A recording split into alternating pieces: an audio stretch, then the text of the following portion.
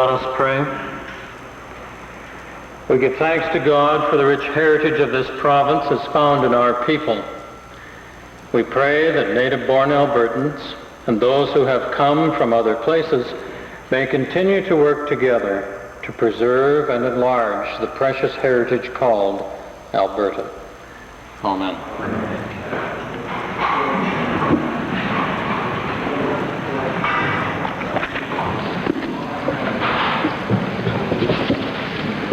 Introduction of visitors. Presenting petitions. Calgary Mountain View. Thank you, Mr. Speaker. I'd like to present a petition signed by 43 Albertans who are concerned about the discontinuation of health care coverage of all non-surgical dental treatment of temporal mandibular joint disorders.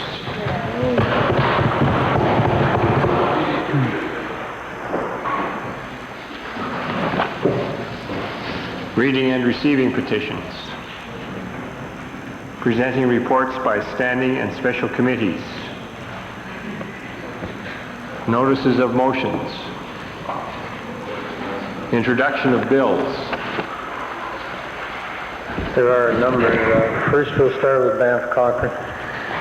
Thank you, Mr. Speaker. I request leave to introduce Bill 9, the Arbitration Act. The purpose of this bill, which is based on the report of the Alberta Law Reform Institute and was developed in close cooperation with the Alberta Arbitration and Mediation Society, is to provide for an accessible, comprehensive, and efficient arbitration process. The Honourable Member for Banff Cochrane has moved first reading of Bill number 9, Arbitration Act. Those in favor of first reading, please say aye. Aye. Opposed, please say no. Motion carries. Bill number 9, Arbitration Act, introduced by the Honourable Member, Mr. Evans, is now read a first time.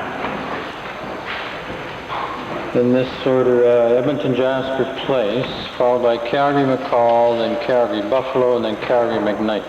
Edmonton Jasper Place. Thank you, Mr. Speaker. I request leave to introduce Bill 231, the Whistleblowers Protection Act. The purpose of this act is to protect persons who report pollution or other statute violations, complain to the Ombudsman, or report inappropriate government expenditures, or who contact members of the Legislative Assembly. We don't want to live in a police state. We depend on private citizens to help enforce the laws. Hear, hear.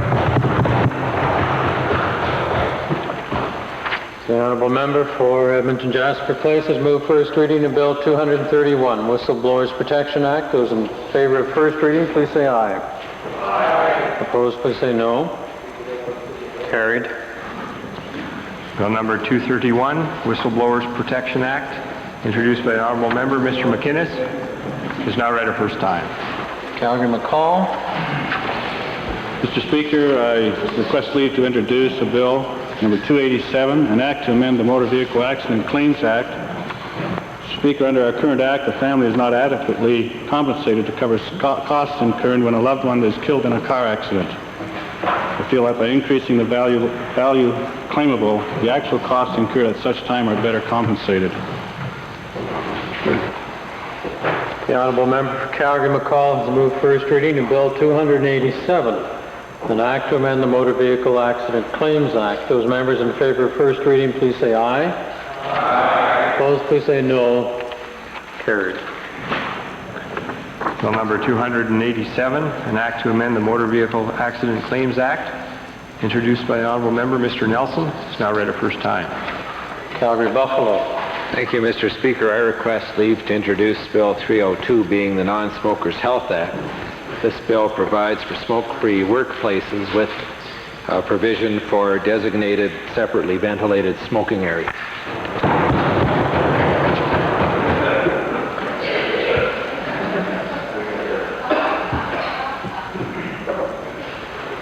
The Honourable Member for Calgary Buffalo has moved first reading of Bill 302, Non-Smokers Health Act. Those in favor of first reading, please say aye. Aye. Opposed, please say no. So ordered. Bill number 302, Non-Smokers Health Act, introduced by the Honourable Member, Mr. Schumer, is now read a first time. Calgary McKnight. Thank you, Mr. Speaker. Mr. Speaker, I move Bill 303, an act to amend the School Act. The purpose of this bill is to eliminate ancillary fees in schools. The honourable member for Calgary McKnight has moved first reading of Bill 303, an act to amend the School Act. Those members in favour of first reading, please say aye. Aye. Opposed, please say no. So ordered. Bill number 303, an act to amend the School Act, introduced by the honourable member, Mrs. Gagnon. It's now read her first time. Government House Leader. Mr. Speaker, I move that Bill 9, the Arbitration Act, be placed on the order paper under Government Bills and Orders. Having heard the motion, those in favour, please say aye. Aye. Opposed, please say no. Carried. Tabling returns and reports. Minister of Tourism. Mr. Speaker, I would like to file with the Assembly today the following reports: the California Market Potential Study, the Alberta Meetings Marketing Study, Assessment and Potential for Growth, and the Lakeland Tourism Destination Resort Plan. Minister of Economic Development and Trade. Mr. Speaker, I'd like to table with the Legislative Assembly copies for the information of the members of the Legislative Assembly of the Alberta Motion Picture Development Corporation Corporate Review. Minister of Career Development and Employment, followed by the Minister of Environment. Mr. Speaker, it is my privilege to file with the Assembly a number of documents pertaining to immigration in the province of Alberta. There are 4 separate documents. The first, Immigration to Alberta, an over-review from 1985 to 1989. Second, 1989 highlights of immigration to Alberta. And third, immigration settlement in Alberta 1989 to 1990. And fourth and last, patterns of concentration and movement of immigration groups within Edmonton and Calgary. I have sufficient copies as required by statute, Mr. Speaker. Minister of Environment. Thank you, Mr. Speaker. I wish to table with the Assembly the reply to motion for return to 12, and in addition, water quality reports on 9 Alberta lakes. Member for Cypress Redcliffe. Thank you, Mr. Speaker. I'd like to table with the Assembly today the annual report of the Water Resources Commission and also a summary of public comments related to wetland management in the settled areas of Alberta. Mr. Speaker, these comments were arrived at during committee hearings this last spring and summer in the province.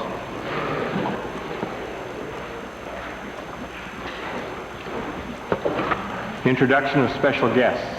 Member for Bow Valley.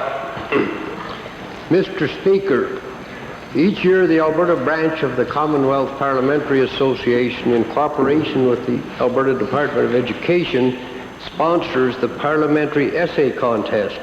The aim of the contest is to encourage a greater awareness of Parliament and the parliamentary system. This year, first prize winner is Catherine Huggins of Brooks, or should we say from Millicent, Alberta. Catherine is a grade 6 student at Dutchess School, and today she was honored for her achievement. Seated in your gallery, Mr. Speaker, is Catherine, accompanied by her parents, Penny and Colin Huggins. Would they please rise and receive the warm welcome of the Assembly?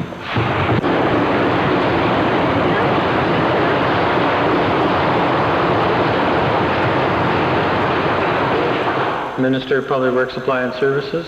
Mr. Speaker, bursaries are presented annually by the Alberta branch of the Commonwealth Parliamentary Association to nominees from the Alberta Girls Parliament in Texas. The purpose of the bursaries is to increase interest in Parliament among young Albertans. This year's bursary winners from the Alberta Girls Parliament are Audrey Brosha from the Alberta Council of Girl Guides and Barbara Shabunka from the 4-H Association of Alberta. Seated in your gallery, Mr. Speaker, are Audrey and Barbara. Audrey is accompanied by her mother, Mrs. Eleanor Brosha, and along with Mrs. June Martin, the chairman of the Alberta Girls Parliament, and Barbara is accompanied by her parents, Andrew and Vera Shabunka, and as well by Mr. John Tackerbury, the Director of Rural Services of Alberta Agriculture. The Shabunkas, Mr. Speaker, are relatives of the distinguished member for Whitecourt. Mr. Speaker, I would ask all of our special guests to rise and receive the warm welcome of the House.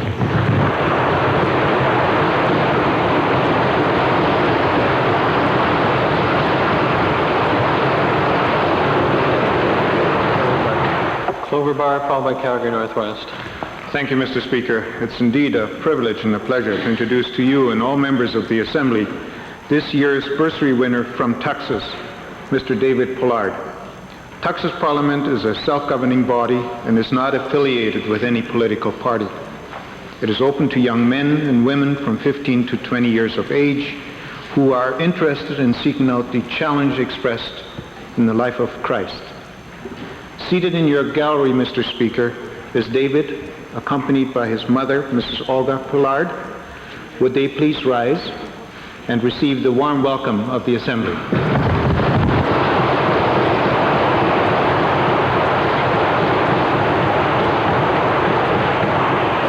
Calgary Northwest.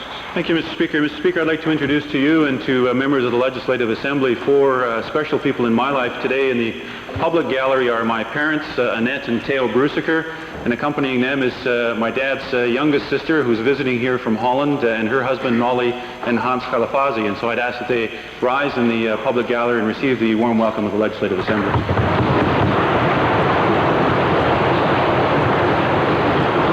Red Deer North.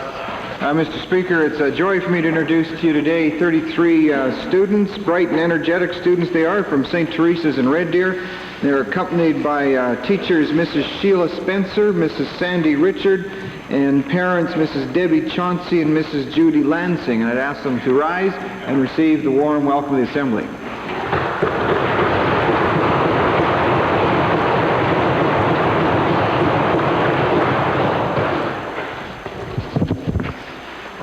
Ministerial statements. Oral question period.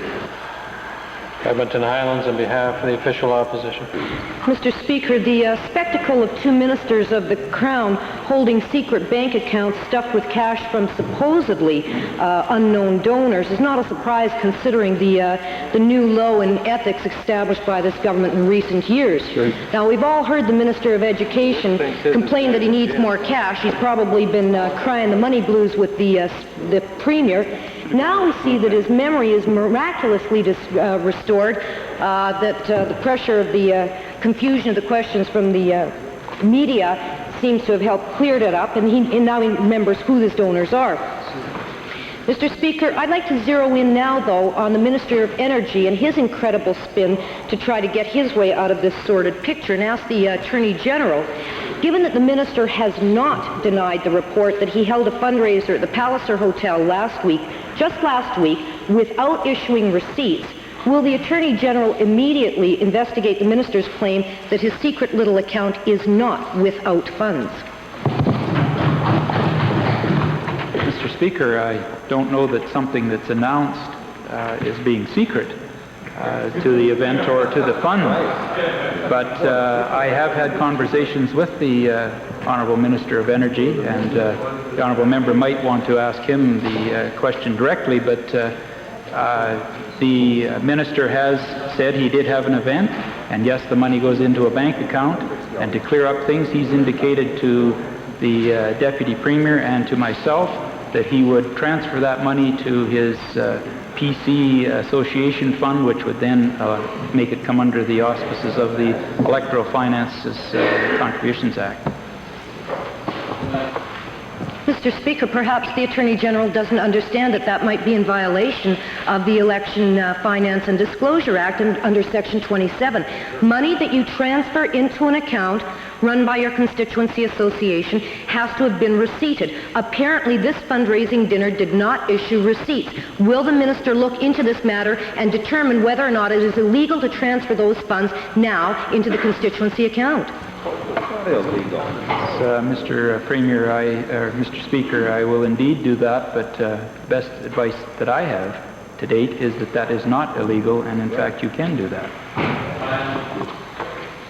Well, Mr. Speaker, if it is not illegal, do whatever they feel like. If it is not illegal to collect money from supposedly unknown sources, not issue tax receipts, and then put that money, first of all, into a secret slush account, and secondly, transfer it to a constituency account, then why do we even bother having the Election Finance and Disclosure Act, Mr. Speaker? What the heck's the point anymore? Mr.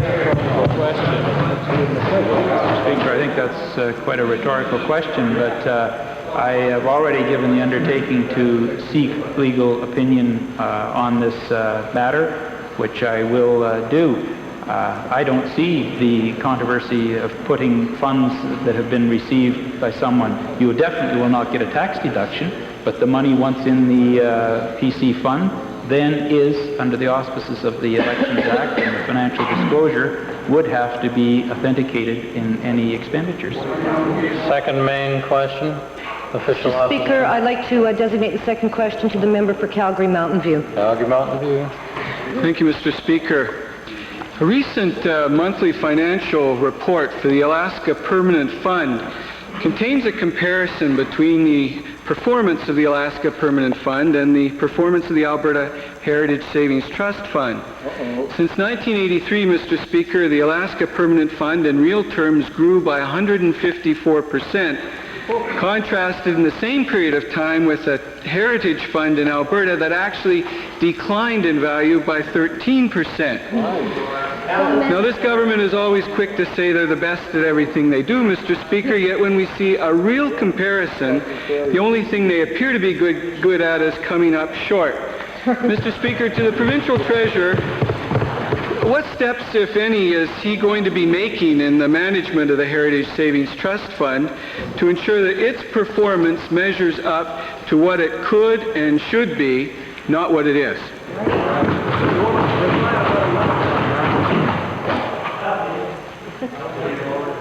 Speaker, there's a fundamental difference between the fund, the Heritage Savings Trust Fund, and the Alaska Fund, Mr. Speaker, and since the member has asked for a fairly comprehensive answer, I think it's only fair that I have an opportunity to compare and contrast, because that's essentially what he has said.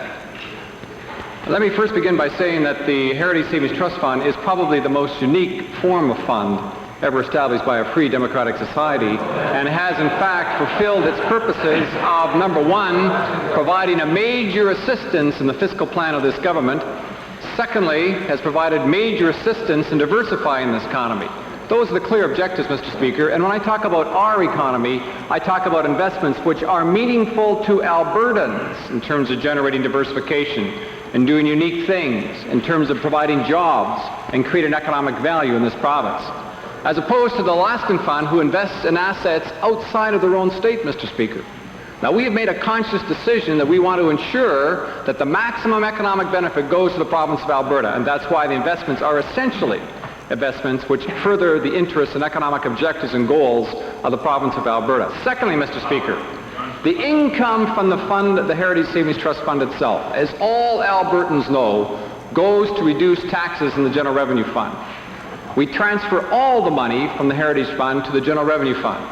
Over the course of the life of the Heritage Fund, that has amounted to about $12 billion, almost equal to the financial assets in the fund right now. This last year alone, over $1.3 billion transferred to the General Revenue Fund. Obviously, Mr. Speaker, if all the income is stripped away from the fund, it will not have a real rate of return. That's a clear policy difference, Mr. Speaker, and you should not use the rate of return comparisons to argue that the Alaska Fund is any better or any worse than the Alberta Heritage Savings Trust Fund. The purposes are different.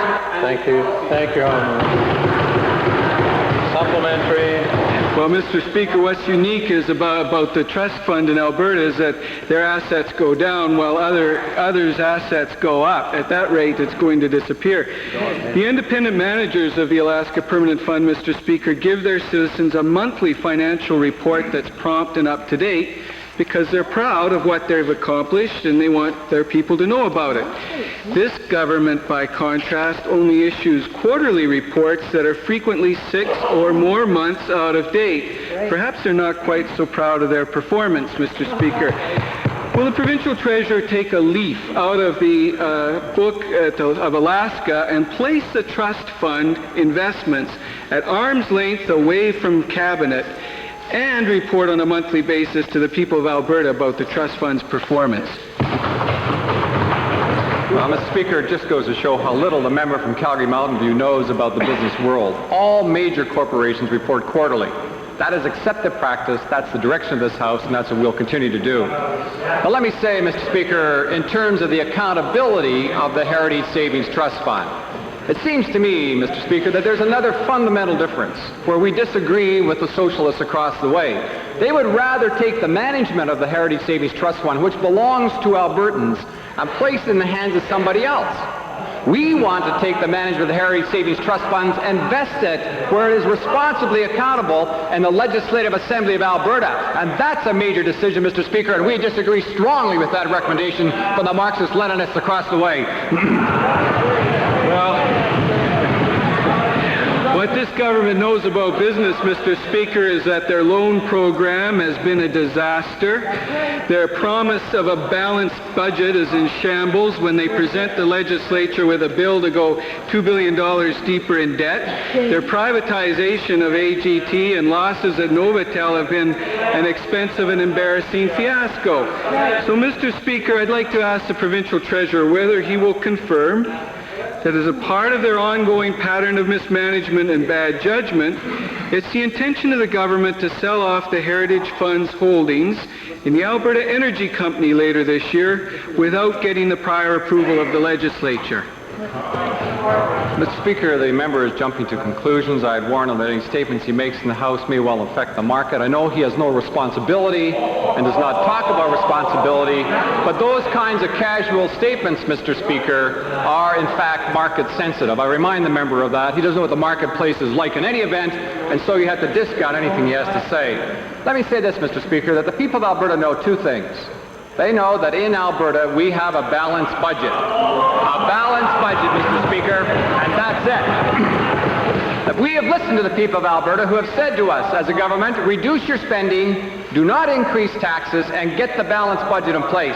We have done just that, Mr. Speaker, and a major assistance to the people of Alberta has been the Heritage Savings Trust Fund, where, as I've said, over the past year we have transferred well over $1.3 billion to allow Albertans to have the lowest personal income taxes of any province in Canada, the widest diversification, a period of strong economic growth compared to other provinces, and the only province in Canada, Mr. Speaker, without a retail sales tax. I will take that argument, that profile, that policy anywhere in Alberta and debate it with anyone, and the people of Alberta should be proud of it, and they are.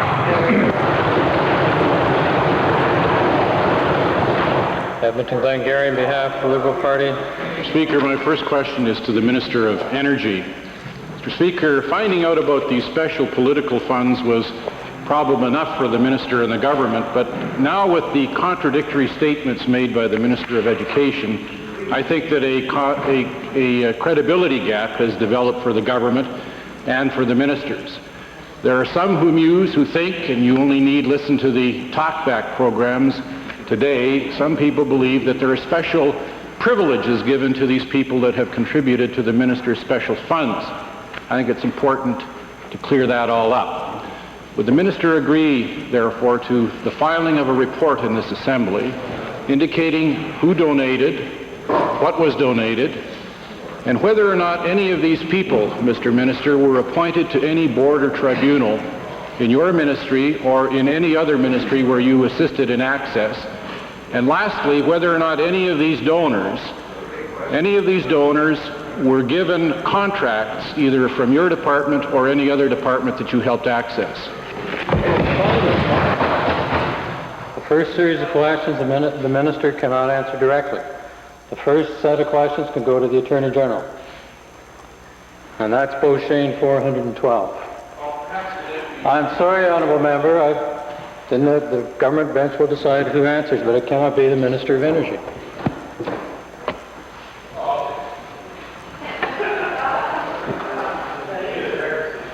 Mr. Speaker, the first part of the question, I'm not sure what it is. If we could have it repeated or else go on to the next question. Mr. Speaker, the question I asked is that a report be filed with this assembly indicating who the donors were. And the really important part of this report is to disclose if any of these donors have been appointed to boards and tribunals in the province since 1989, and whether any of these people have been in any way participants in contracts that they've received from the government. Mr. Speaker, I'm not aware of the list that the honourable member may have, but I'm certain that there would be people that contributed when you have 450 people attend that would be serving on some board voluntarily or for some meager stipend. Not connected. It's not connected, I don't think. Well, Mr. Speaker, I don't want this deflected. Perhaps the minister still didn't understand my question. Will he agree to the filing of a report? Requires some investigation to be done to see whether these donors to these two ministers since 1989 have been appointed to boards and tribunals, or they've benefited somehow from contracts given by the government. Clear. Clear. Yeah, I'll do it here. You do it when you're at the city, Lord. Mr. Speaker, the events and the funds that the minister had are not contradictory to any of the disclosure or regulations that we have right now. There are many events that are held by elected officials on both sides of this House where funds are brought in and expended and are not accounted for because they're not receipted. And I think it's preposterous to try and single out one minister on that who hasn't done anything contrary to our rules of elected officials, and has also indicated that he would take the funds that are there and put them over.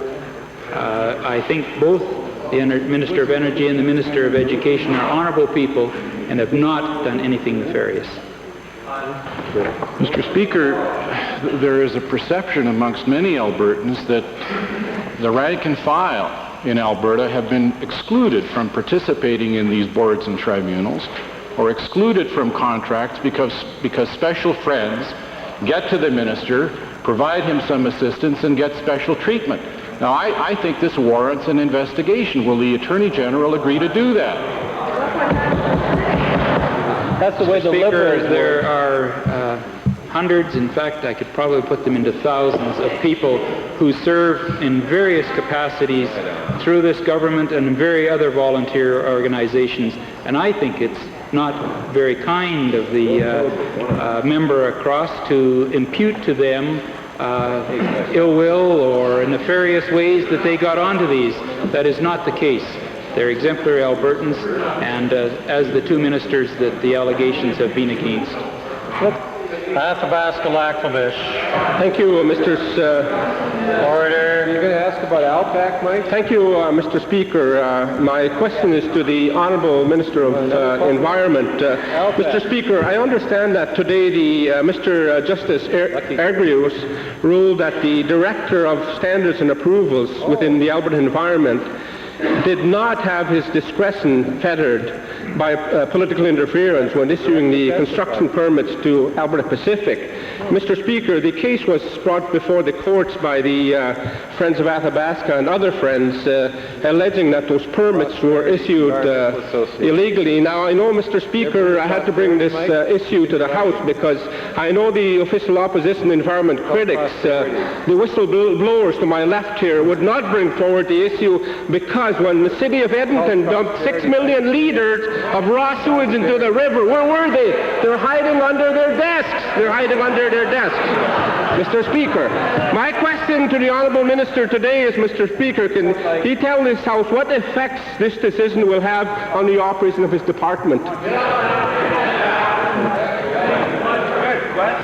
Well, quite simply, the ruling today was certainly in favor of the government and the action we took relative to the issuance of permits under the Clean Water Act and the Clean Air Act as it related to the Alberta Pacific pulp mill.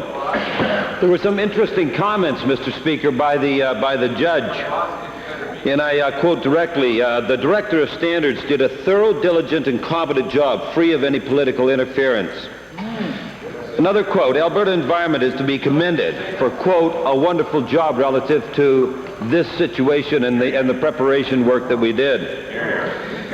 The director was in no way fettered by the Minister of Environment or any member of Executive Council, and I think that that's very important.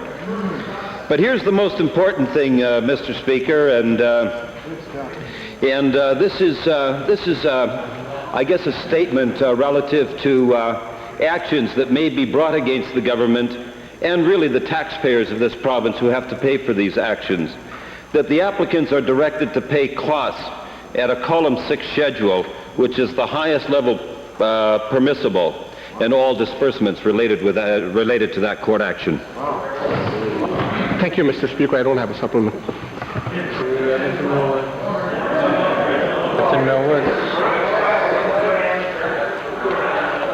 Edmonton Millwoods for the third time of asking. Thank you, Mr. Speaker. My questions today are to the Minister responsible for the Workers' Compensation Board, but after missing 2 days, I see he couldn't even sit through one question period here. And do you think we might be able to get... Take your place.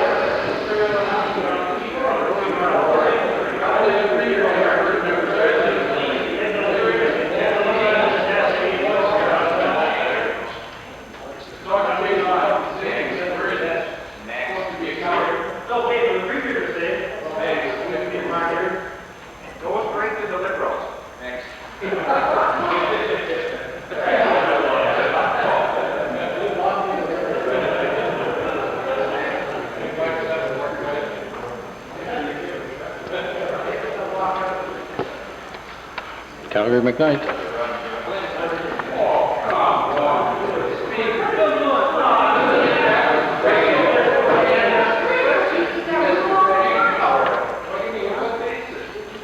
Honorable members, Edmonton Millwoods is invited to speak 3 times. Now, on the 3rd time, if you listen to the record, it sounds like he doesn't have a question to ask because he made a comment about a particular minister not being in the House. Thank you, honorable members. Now, Edmonton Millwoods, do you have a question? Yes, thank you. Now I'll recognize you. Since the minister is not available that I'd like to ask the question to, I'll ask somebody over there if you might be able to speak for the absentee minister about the Ombudsman report here. Honorable member, take your place. This is such foolishness. Stop it, please, honorable member. You may ask a question, but you'll do it in the correct form. If you violate that for the 3rd time, I'm sure we'll find some other recourse as to how to deal with you. Mr. Speaker, yesterday's Ombudsman report showed that for 1990, the complaints of governments by the citizens of the government of Alberta went down 5%, but for the Workers' Compensation Board, the number of complaints that were investigated went up 44% over last year, and the number of complaints that were supported, that is where the WCB was found to be at fault, went up by 77%. So I'd like to ask this government to explain these shocking increases in complaints by injured workers over the WCB and what they propose to do about that pathetic state of affairs.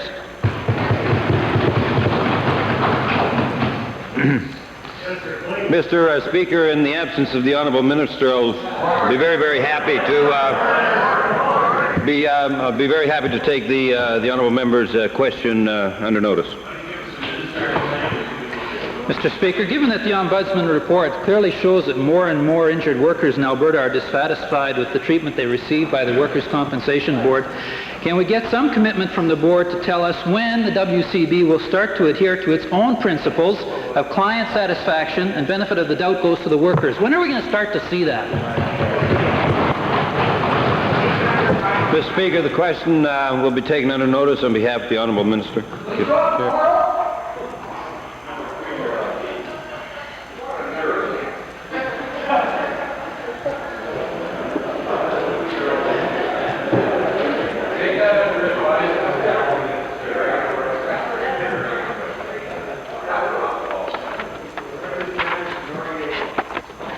Calgary McKnight.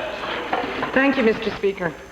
Mr. Speaker, the Ombudsman report, which was tabled yesterday, raises a number of very important issues indicating that Alberta has to improve its legislation and guarantee fairness of treatment by government and its agencies for all Albertans. The Ombudsman has asked that the Ombudsman Act be amended to include a clause which would protect complainants against retribution and recrimination from government and government agencies. To the Deputy Premier, will the Deputy Premier make a commitment to this Assembly that his government will review the issue of complainant protection and support the Ombudsman in his very legitimate request?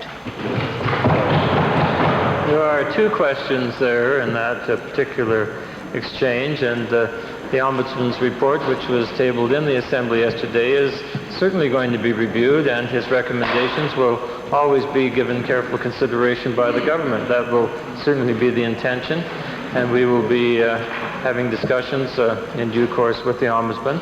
I would point out, of course, that the Ombudsman reports to a standing committee of this legislature, and no doubt that committee will also want to have some further discussions with him relative to his recommendations.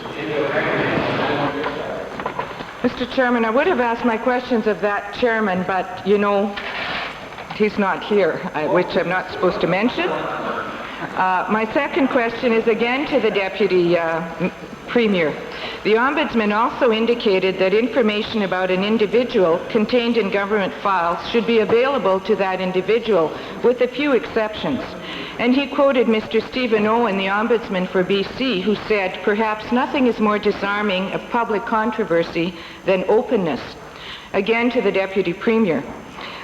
Mr. Deputy Premier, is your government prepared to initiate access of information legislation to assure an individual access to government information on them as a matter of fair administrative practice? Once again, Mr. Speaker, that recommendation which was contained in the report tabled just yesterday is one of those recommendations which the government will give careful consideration to in the coming months ahead. And that will, of course, as I indicated earlier, the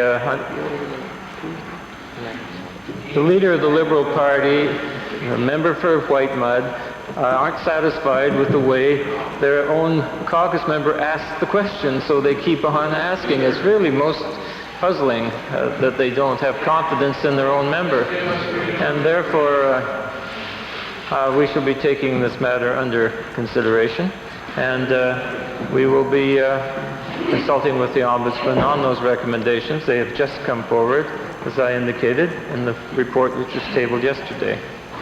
Red Deer North. Mr. Speaker, my question is to the Deputy Premier. Last week on a number of occasions, the Premier stood in the Assembly and gave fairly extensive reporting on his trip, including people he would be talking to, cities he would be visiting, what items were going to be discussed. On a number of those occasions, the information was drowned out by the screaming and foot stomping across the way, so much so actually that the media couldn't even hear it and therefore not report on it. So I wonder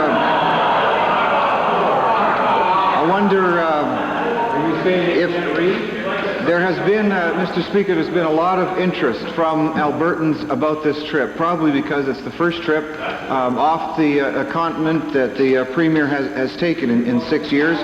And so I wonder if the Deputy Premier can advise us and advise Albertans if he's been in touch with the Premier and what has transpired to date with meetings today.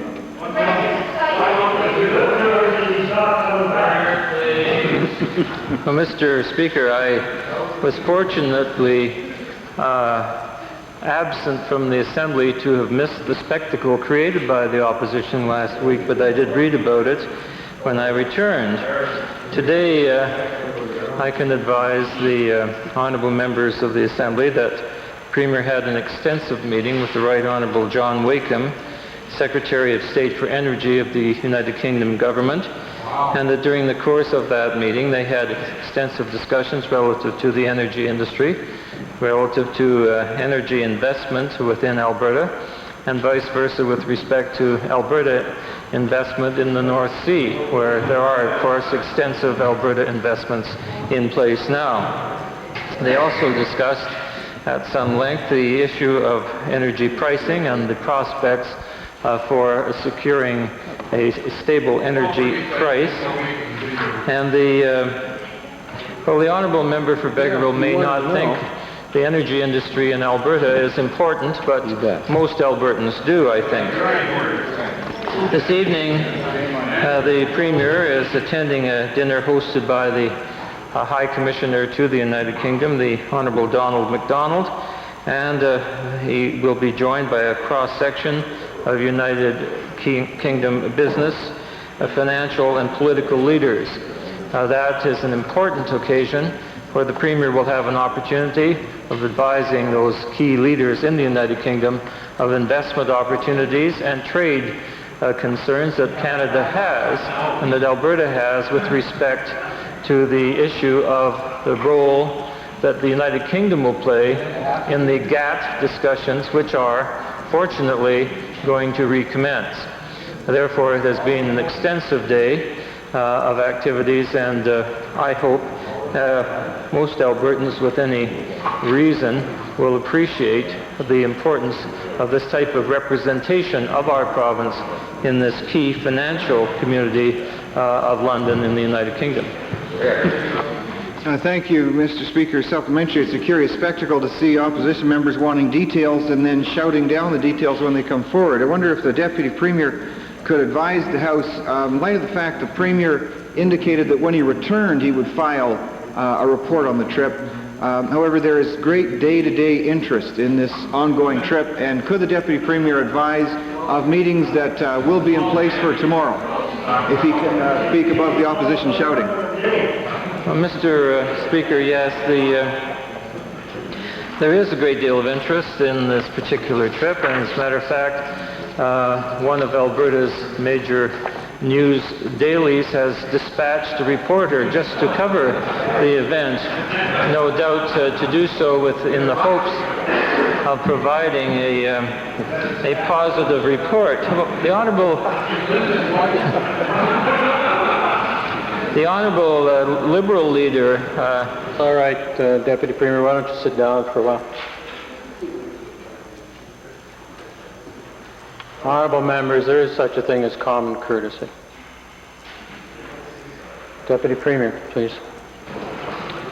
The Honourable Liberal leader knows from his own travels extensively abroad when he was Mayor of Edmonton how important it is to represent a community, or in the case of this particular visit for the Premier, to represent the interests of Alberta and the interests of Canada in such matters as the GATT. As I indicated, tomorrow it will be the Premier's privilege to meet with Her Majesty the Queen during the course of the Ascot race events, and that, of course, is an appropriate occasion for the Premier to renew his acquaintance with Her Majesty and to, I am sure, carry with him the best wishes of Albertans for her continued good health in her long and lengthy reign as the sovereign of our country and the Queen of Canada.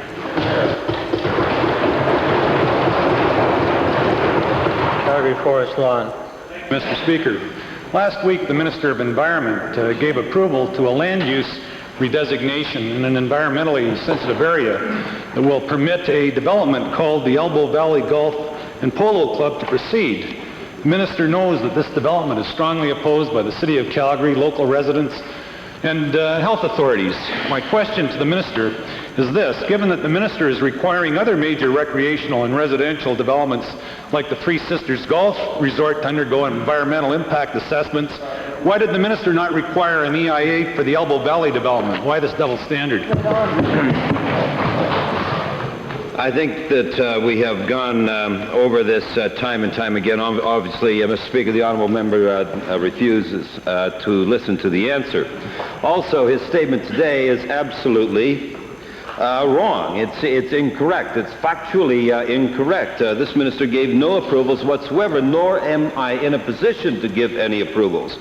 Approvals come under the Clean Water Act. They might come under the Hazardous Chemicals Act. They might come under the Pesticide Act. There are different acts that might apply to this particular situation. What this minister did, not the minister but the department, said that the development proposed is compatible with uses allowed in the restricted development area. That's all.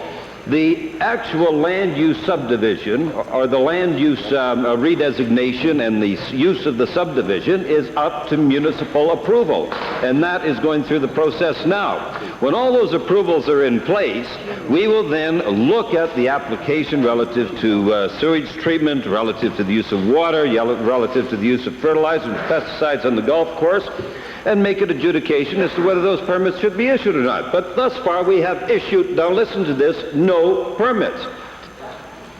Perfect. Well, Well, I'm very glad to hear that, but I still think that this project proposes such a serious risk to Calgary's drinking supply system that there should be a full-blown environmental impact assessment study done before this development proceeds any further. And why doesn't the minister order an environmental impact assessment?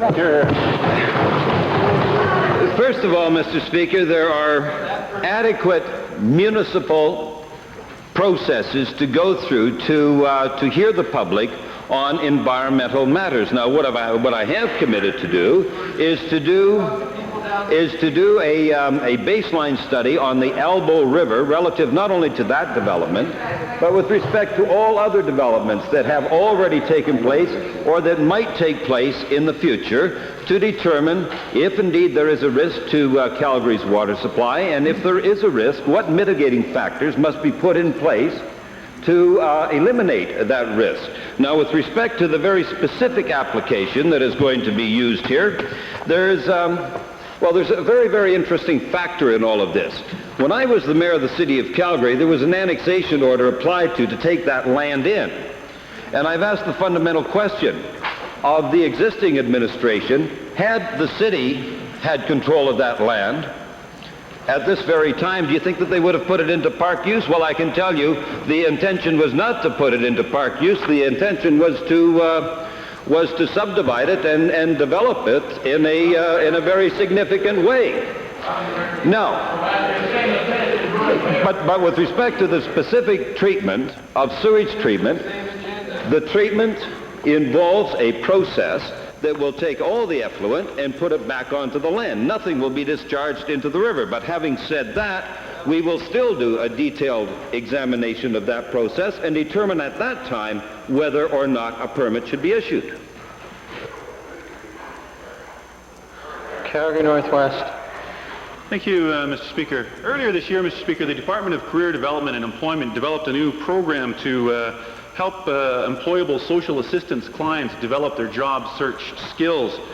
Now, the 6-week program, however, is not being offered by the department, but rather is instead being offered by the Columbia Institute for a cost of $1,000 per client, and there's no follow-up evaluation to see how well these clients do. My initial question to the Minister for Career Development and Employment is, why is the program being offered by a private institute at a much greater cost without any follow-up, rather than being offered by the department? Well, Mr. Speaker and the members of the Assembly, I find that very interesting, but not very objective. Contrary to what the honourable member refers to, we are evaluating and will continue to do so. But I'd like to state that the objective of the program and within the department itself is to make the most effective use of available resources. And that's exactly what we've done in contracting it out to Columbia Institute, who I believe certainly have a very proven track record in his home city. And if he wished to question that, I would hope he'd get that on the record, because I think that's proven itself. But part of the criteria used in the selection of fee-for-services contractors ensure that services will be of the highest quality. And as I've indicated, Mr. Speaker, I'm very confident that is of the highest quality.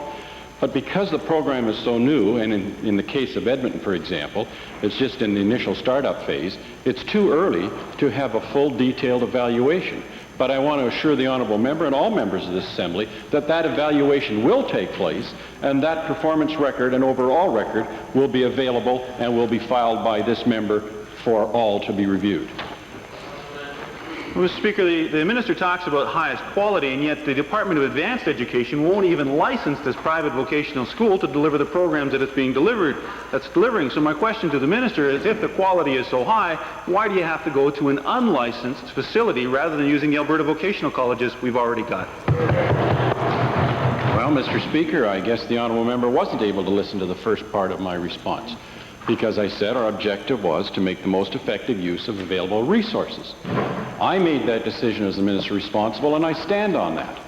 And that was to get the best bang for our buck. And I truly believe the end result will, working in collaboration with the Minister of Family Social Services and Associate Minister, that we will have more effective use of our dollars in delivering it the way that we have chosen than to go the other route. Calgary Fish Creek. Order, please. You asked your 2 questions. Calgary Fish Creek. Mr. Speaker, the National Energy Board recently approved a $2.4 billion expansion of the Trans-Canada pipeline system that will move Alberta natural gas to the northeastern region of the United States. Mr. Speaker, this expansion will obviously enable energy consumers in the Northeast to switch from burning imported offshore crude oil to Alberta natural gas. And I'm wondering, could the Minister of Energy advise the Assembly of any estimates that his department might have made of the magnitude of this potential conversion to natural gas? Well, Mr. Speaker, as the honourable member has pointed out, residual fuel oil is a major contributor to the acid rain problem in the United States and in Canada. And the Iroquois project, which will deliver in excess of 500 million cubic feet a day of natural gas, will replace approximately 30 million barrels a year of imported crude oil. This, Mr. Speaker, is really the essence of the strategy that the government has embarked on with the producers to take advantage of environmental concerns for oil-based power generation by replacing it with the cleanest burning fossil fuel, and that's natural gas. And so as a result of the Iroquois project and that strategy, we are beginning to see the replacement of crude oil by natural gas from Alberta. Well, Mr. Speaker, these are certainly encouraging developments for our natural gas producers, and I'm wondering, could the Minister bring the Assembly up to date on natural gas sales proposals that have received recent approval from the National Energy Board? Well, Mr. Speaker, we have just recently approved a removal permit to SEPTA Resources of Calgary for 20 million cubic feet a day of natural gas, and this is a 15-year long-term contract to supply natural gas to New England Power. And the reason that New England Power has entered into this natural gas contract with SEPTA Resources is so that they can replace residual fuel oil with natural gas. And it is in response to the state of Massachusetts acid rain law. Mr. Speaker, this will replace high sulfur content fuel oil. It is something that is a result of the legislative movement in the United States as a result of the clean air strategy in that country, and it certainly is one of many future opportunities that gas producers will have in terms of taking advantage of environmental concerns in the northeast part of the United States. It also reflects, Mr. Speaker, that Alberta producers can move gas from Alberta to New England, to New Jersey, and the state of New York, and be competitive with gas that already moves into there from the southeast United States. Edmonton Belmont. Thank you, Mr. Speaker. I'll direct this question to the Deputy Premier. Mr. Speaker, due to inadequate funding at post-secondary institutions, colleges, universities, technical institutions have been forced to make a number of changes that affect staffing and quality of instruction, capital construction projects, etc. And now, again, due to inadequate funding, we see the University of Alberta calling for tenders for cleaning contracts while at the same time they negotiate a contract with their non-academic staff. Mr. Speaker, 3,000 of those non-academic staff at the University of Alberta are concerned about the funding levels at the university because it directly affects their jobs. So I would ask the Deputy Premier to respond on behalf of the Minister of Advanced Education, and would the Deputy Premier assure those workers, some of whom are negotiating a contract, that their jobs will not be privatized when they reach a settlement with the University of Alberta?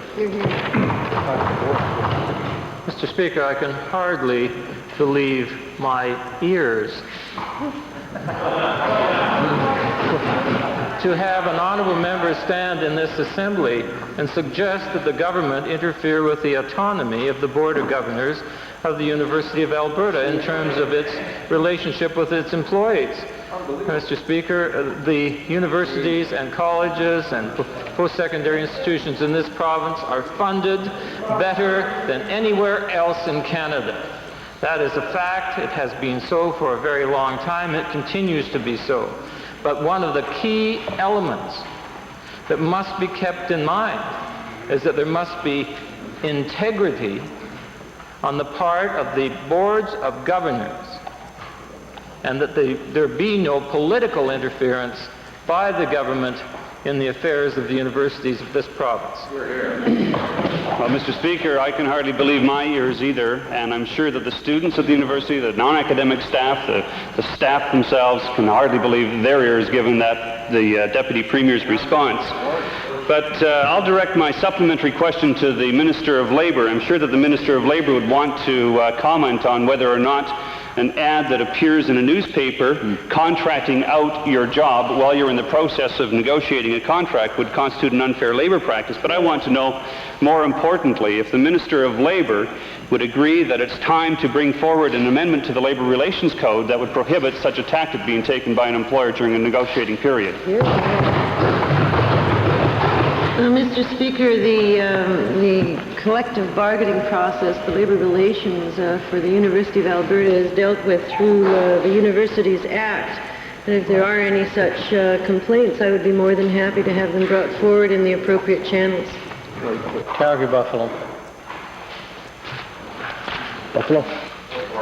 Thank you, Speaker. This is to the Solicitor General.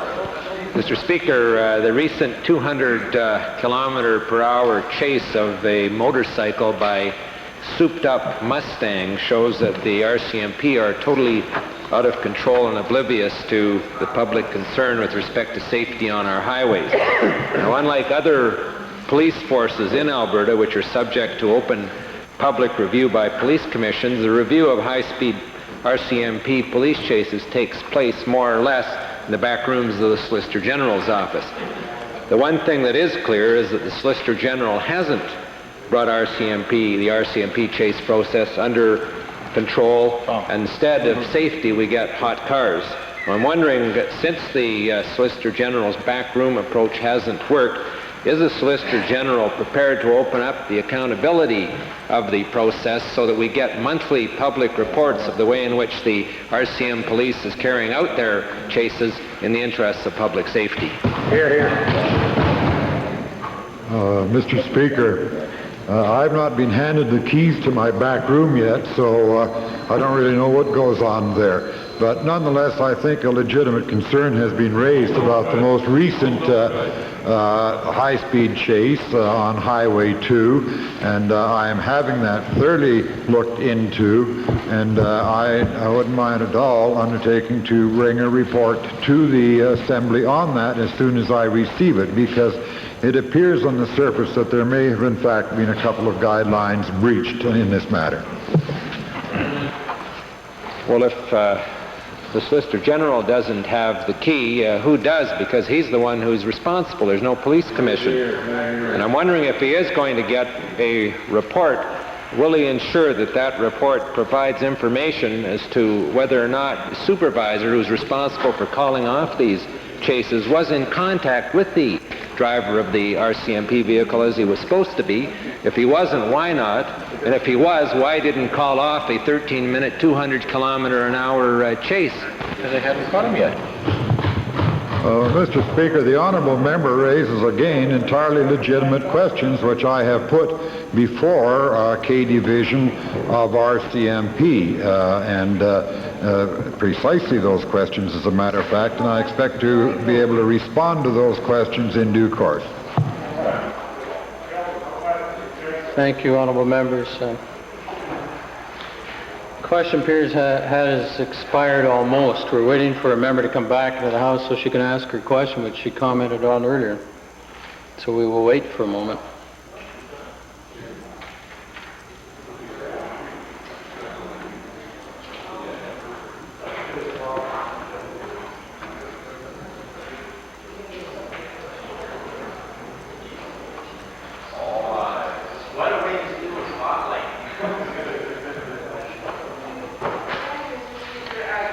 To my question to the chairman of the Legislative Offices Committee.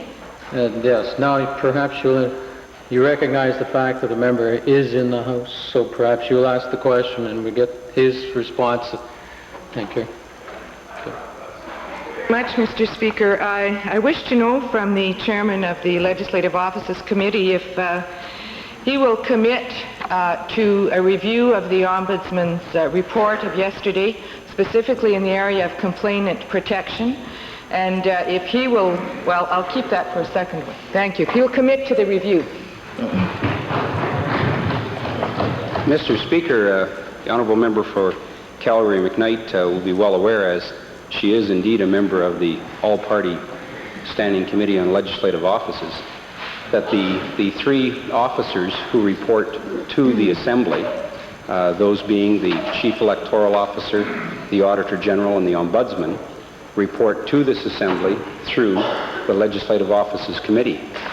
It's been the practice of the committee for a good number of years, in fact, well in advance of either the honourable member's participation on the committee or my own, for the committee to examine very carefully recommendations made by any and all of the three officers who report to the Assembly through the said committee. And I would assume that the commitment made by the committee approximately 8 months ago to the Ombudsman that the matter would be reviewed will certainly be honoured.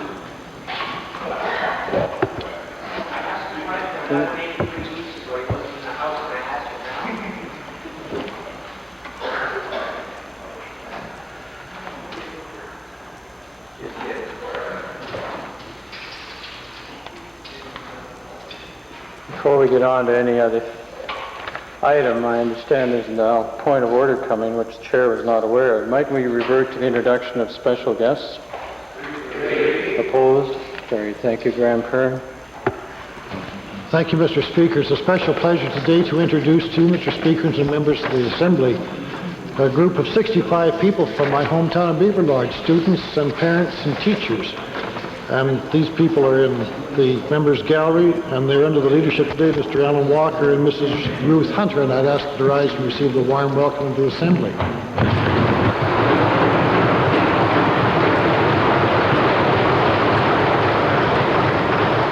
Edmonton Belmont. Thank you, Mr. Speaker. I'm citing 13.2 with respect to of our standing orders. I'm at a loss to understand, sir, how it is that the member for Calgary McKnight, who put questions to the Deputy Premier, which were responded to because the chairman of the Legislative Office Committees wasn't present in the Assembly, and that was drawn to everybody's attention that the member wasn't there at the time, that the questions were being put, how subsequently, when the member for Tabor-Warner showed up in the Legislative Assembly, that member is then allowed to ask questions. Is it now going to become policy of the Assembly that if a member in the opposition points out the absence of a front bench member of the Assembly, that when that minister shows up, for example today, I would have put my question to the Minister of Advanced Education. When the Minister of Advanced Education next shows up, will I be afforded the opportunity to put that same question after question period to that minister?